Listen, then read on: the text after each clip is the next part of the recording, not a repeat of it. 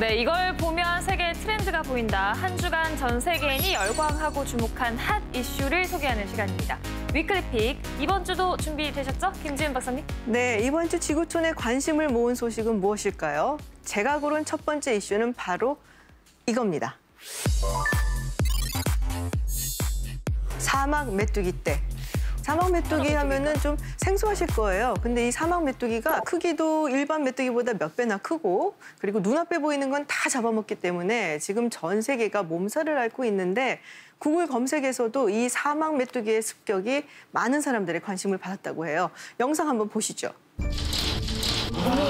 와.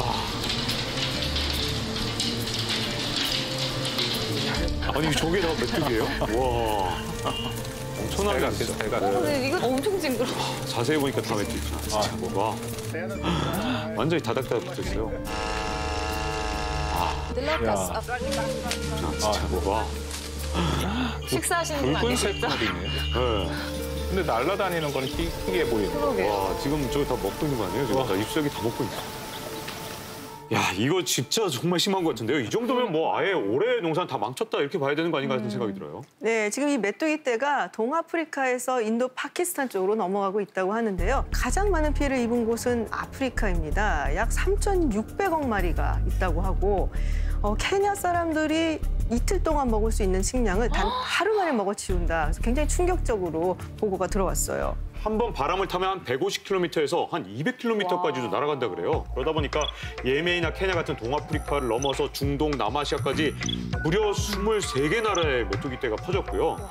최소 2천만 명이 먹을 식량을 먹어치는 바람에 다 굶주림에 시달리는 그런 굉장히 안타까운 사연이 있더라고요. 게다가 지금처럼 전 세계가 코로나19로 인해서 국경을 봉쇄하고 있는 상황을 보면 식량이 부족한 국가일수록 매우 어렵죠. 각 국가들은 우선적으로 자국의 식량을 보존하는 것이 매우 중요하기 때문에 식량 국경을 봉쇄할 수가 있습니다. 예를 들어서 세계 3대 쌀 수출국 중에 하나인 베트남 같은 경우에도 식량을 수출을 했다가 어느 정도 다시 유예를 했다가 다시 지금은 수출을 하는 그런 상황이 벌어지고 있고요.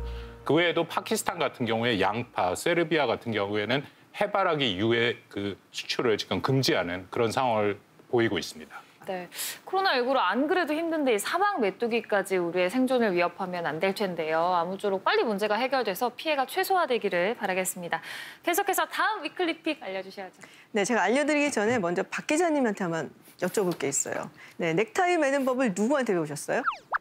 갑자기 물어보시니까 가물가물한데 아무래도 아버지께 배운 것 같아요. 네, 두 번째 픽은 사실 박 기자님의 답변과 연관이 있습니다. 두 번째 픽 보시죠.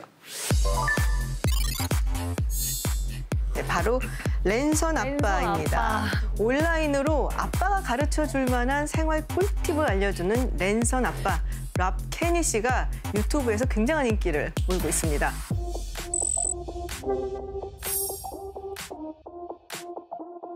Okay, so today I'm going to show you how to tie a tie. Flip up our collar. 네, 지금 넥타이 이렇게 매고 있는 거 보이시죠?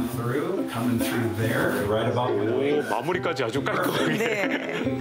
진짜 친절한데요? 네, 채널 이름도 How Do I Do That? 다림질까지. 면도하는 것도 가르쳐주고. 네, 면도하는 법도 가르쳐주고 있고요. I'm hoping that my channel is just a way to empower people to see if you can try to figure it out yourself, because some of these tasks aren't as hard as maybe we're led to believe. So.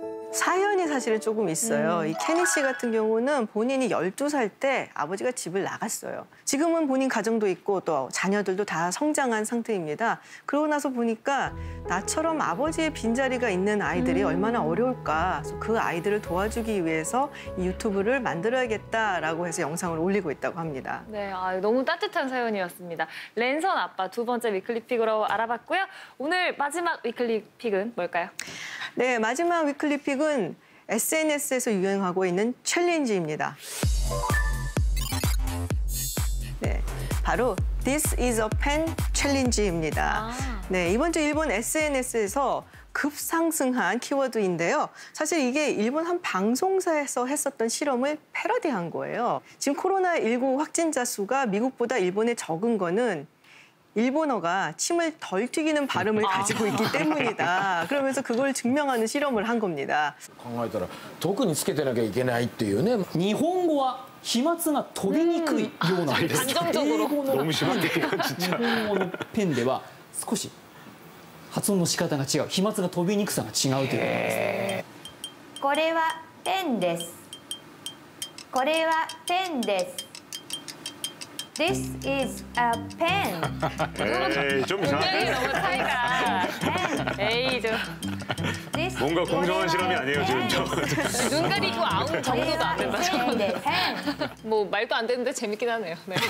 아니, 근데 이게 제가 이거 한번 해볼게요. 아, 또 준비를 그러니까 이렇게. 자, this is a pen.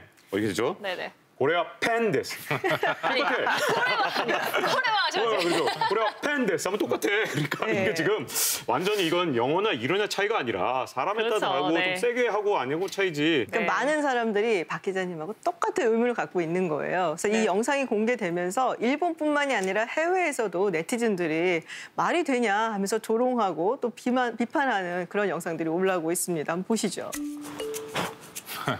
これはペンです。This is a pen. 흉내 되게 잘내요. これはペンです。これはペンです。これはペンです。もうちょっと早く。This is a pen。まあまあいいでしょう。こんなもんでいいでしょう。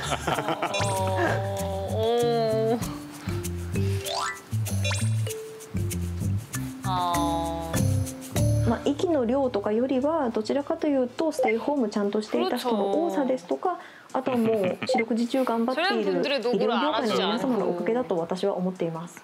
글쎄 뭐 저는 이 영상을 보니까 이런 생각이 드네요. 코로나19라는 게 사실 인류가 뭐 결코 이전에 별로 경험을 하지 못했던 매우 여러 가지로 어려운 상황이기 때문에 세계 각국에서 굉장히 다양한 여러 가지 얘기들이 나오는 것 같습니다. 그래서 저도 이걸 일종의 하나의 그런 해프닝으로 보는 게 맞다라고 생각이 되고요. 오히려 이거보다 좀 더 우리한테 심각하게 다가왔던 거는 트럼프 대통령이 네네. 이 자외선을 쐬거나 아니면 살충제를 뭐 몸에 주입하는 것, 가장 최근에는 말라리아 약을 계속 복용을 한다. 네. 사실 그것이 조금 더 우리한테는 좀 황당한 것이 아닌가 그런 생각도 듭니다. 사실 일본이 코로나19 긴급 사태를 조기 해제했거든요. 그러면서 일본식의 대응 모델이 굉장히 성공적이다라고 이야기를 하고 있는데 정작 일본 국민들은 여론조사를 해봤더니 한 68%가 정부의 방침이 좀 불안하다라는 반응을 보이고 있습니다. 그래서 아베 총리 입장에서는 이제 사람들한테 일본 정부가 잘 헤쳐나가고 있다. 뭐 이런 인식을 자꾸 좀 심어줘야 되니까 네. 또 그런 연장선상에서 이런 영상이 나오지 않았나라는 생각을 또 해보게 됩니다.